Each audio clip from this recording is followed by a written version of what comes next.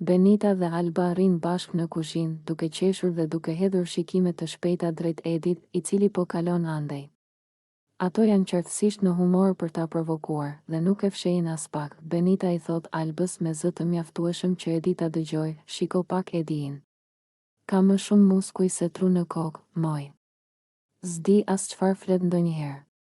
Alba qesh me të madhe, e shtyn Benitën me bëryl dhe shton, e po.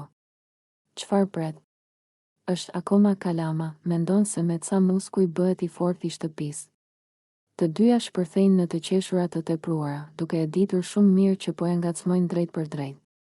Edi ndalon, i tensionuar, fytyra i skuqet dhe shikimi i errësohet. Fjalët e tyre duket sikur i ngacmojnë më shumë se sa ai do të pranonte. A keni punë tjetër ju, apo vetëm t'i fyeni njerëzit dini? Thot Edi me një ton të ashpër, duke i parë me sy të shtrembur. Benita i përgjigjet pa e humbur as pak buzëqeshjen ironike, ne thjesht po themi të vërtetën.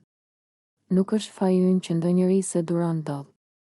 Alba tund kokën, duke bërë sikur ndjehet keq për të, por në fakt vetëm e acaron më shumë. Edi, mos u mërzit.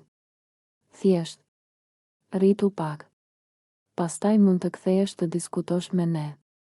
Edi shtrëngon nofullat, i irrituar deri në pikën që mezi po e kontrollon veten. Ju dy vetëm flisni kot. Dhe mendoni se duke tallur të tjerët bëheni më të forta. Por nuk e dini fare çfarë thoni.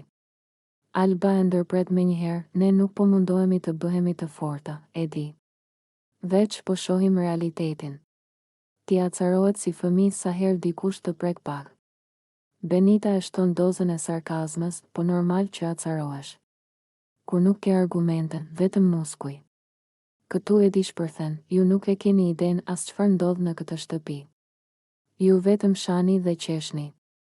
Po mbani mend, nuk do rrini gjithmonë kështu pa përgjigje. Tensioni rritet. Zërat e tyre ngrihen dhe përplasja mes tyre fillon të tërheq edhe vëmendjen e banorëve të tjerë. Benita dhe Alba vazhdojnë ta provokojnë me ton ironik.